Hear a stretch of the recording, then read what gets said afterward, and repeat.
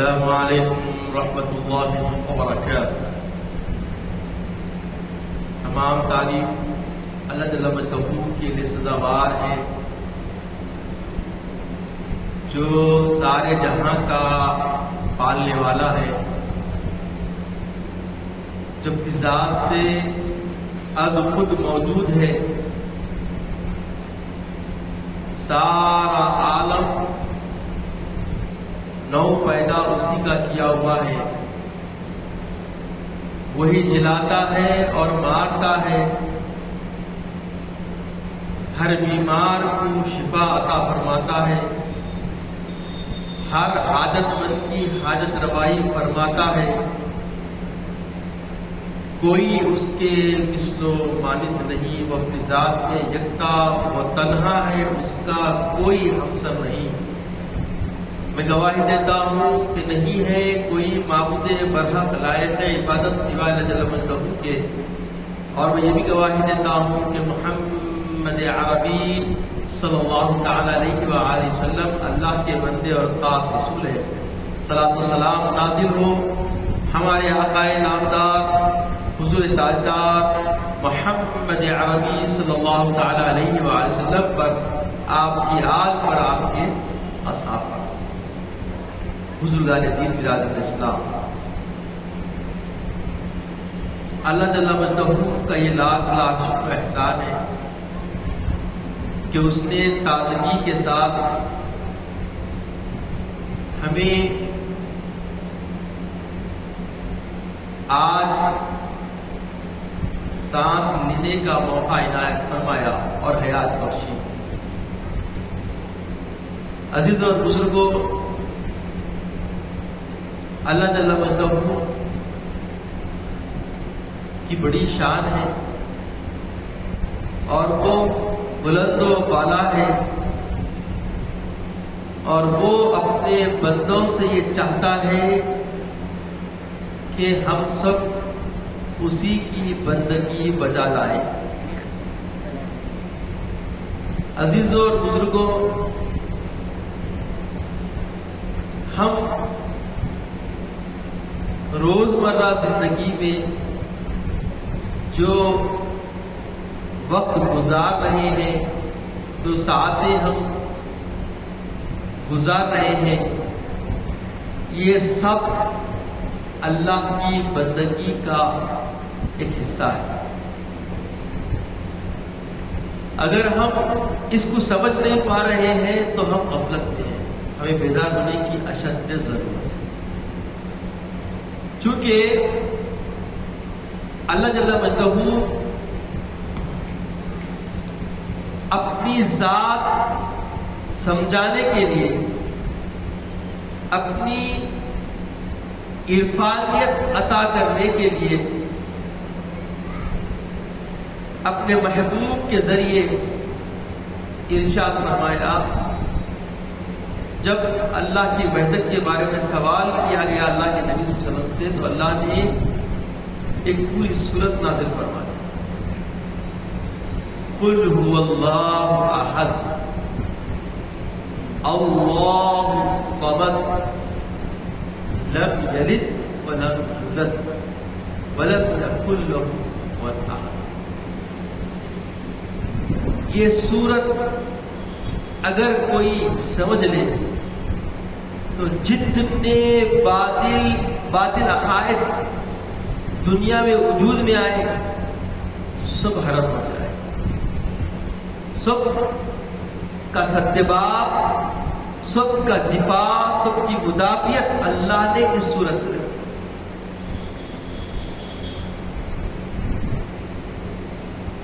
توحید کے علم برداروں کو بھی فکر دی گئی کہ توحید کس کے ذریعے اللہ سمجھا رہا ہے، بغیر ذریعے کے کوئی معاملہ کسی اعتبار سے نہیں، خود کا وجود کے ذریعے سے ہے۔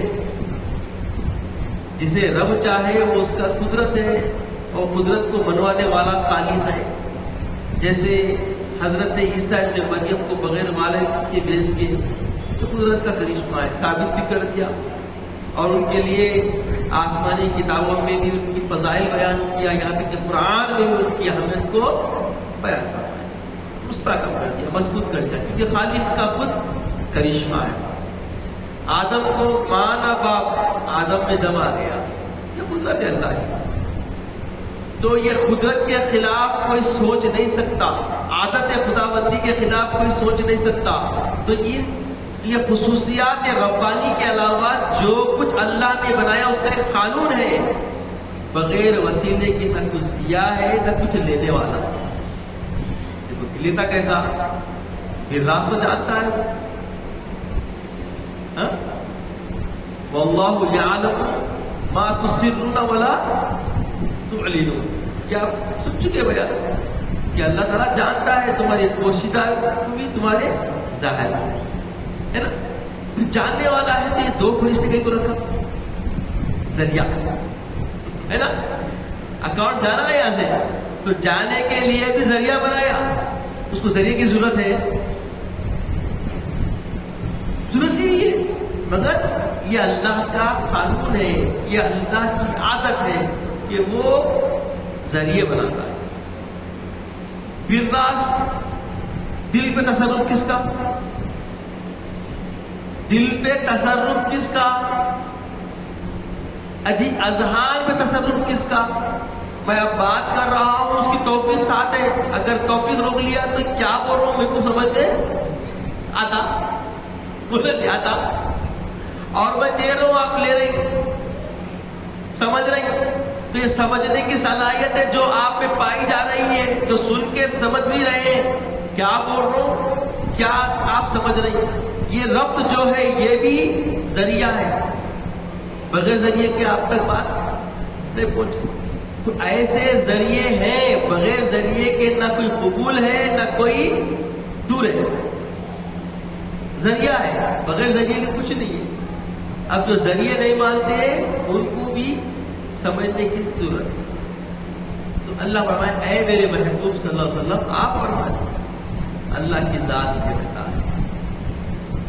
تو اس سورت اخلاص، اس کا نام کیا ہے؟ سورہ اخلاص۔ اخلاص یعنی جب تک کہ اخلاص نہیں ہے تو زندگی میں کچھ بھی نہیں۔ اللہ کی وحدت کے سمجھنے کے لیے بھی اخلاص کی ضرورت ہے، اخلاص کی حاجت ہے۔ بغیر اخلاص کے یقین کامل نہیں ہو سکتا۔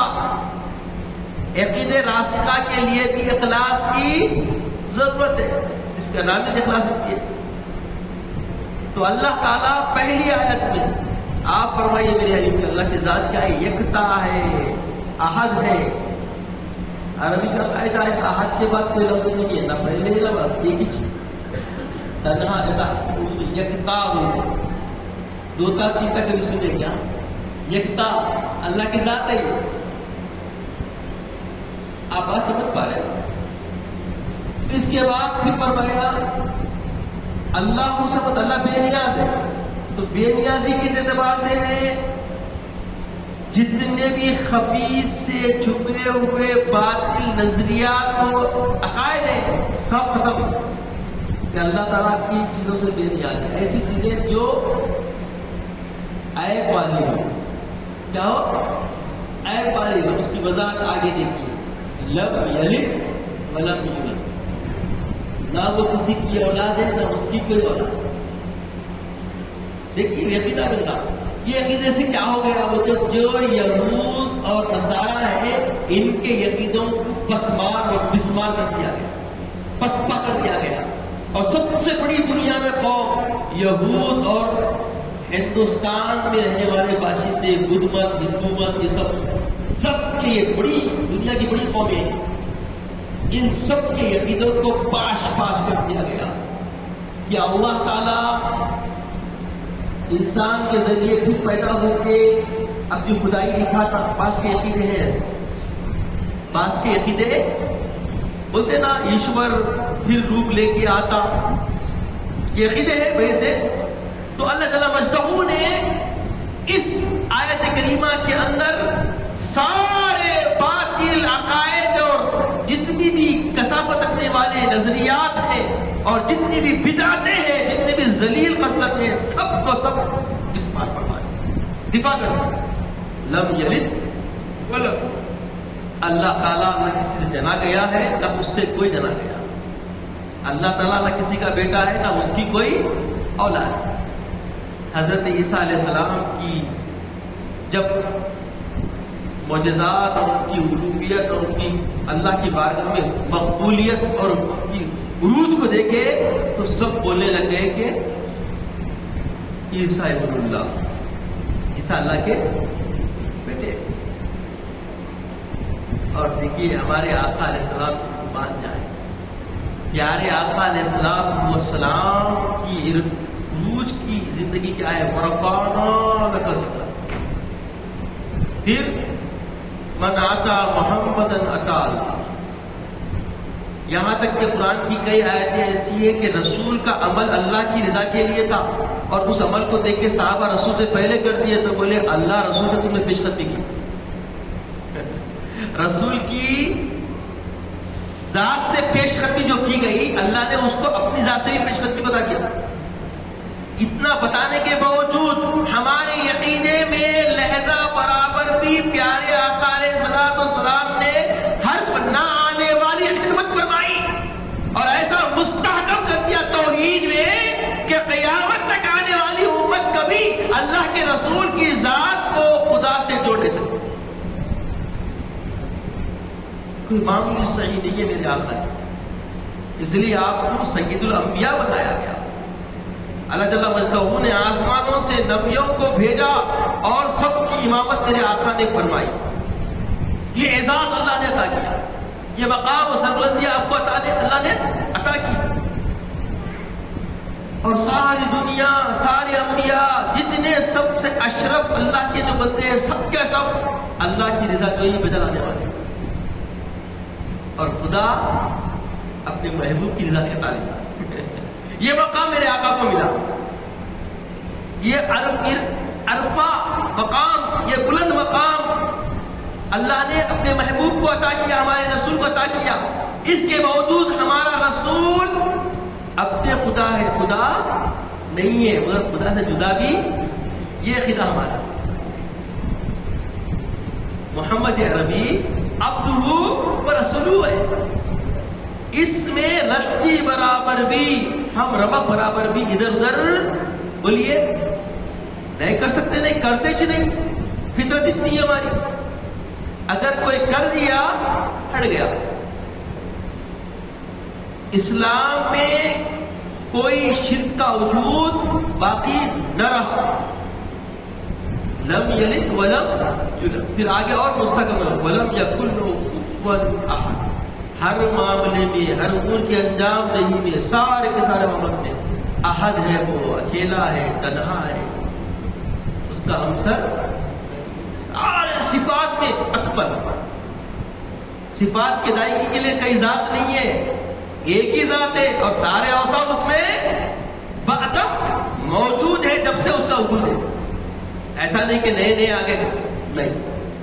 تو سارے بدعتیں، ضلالات، سارے خرافاتیں پاش پاش کر دی گئی.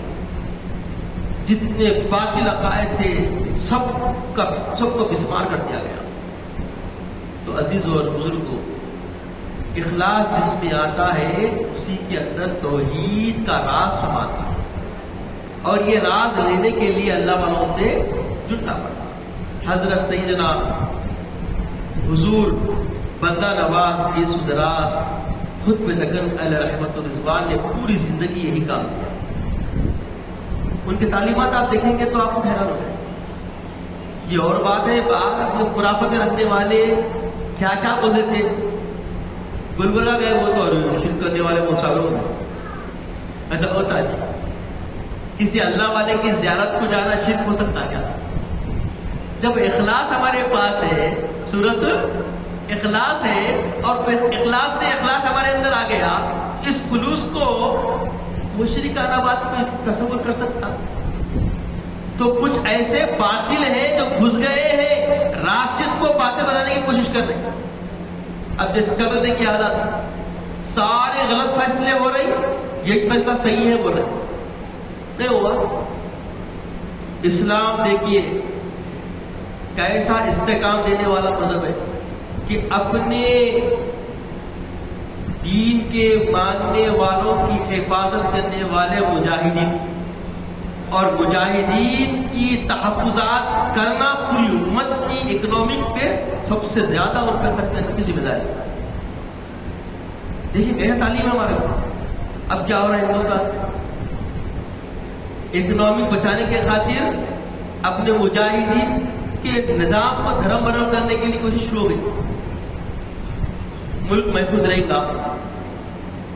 ہم وطن کے جب نظریات دیکھتے ہیں تو تعجب ہوتا ہے کہ ہمارا وطن ایسے نرغے میں ڈالا جا رہا ہے جس کے استحکام کی ذمہ داری ہم سب ہم وطنوں کی، تو ہم کبھی اس سے سبوت اختیار نہیں کر سکتے۔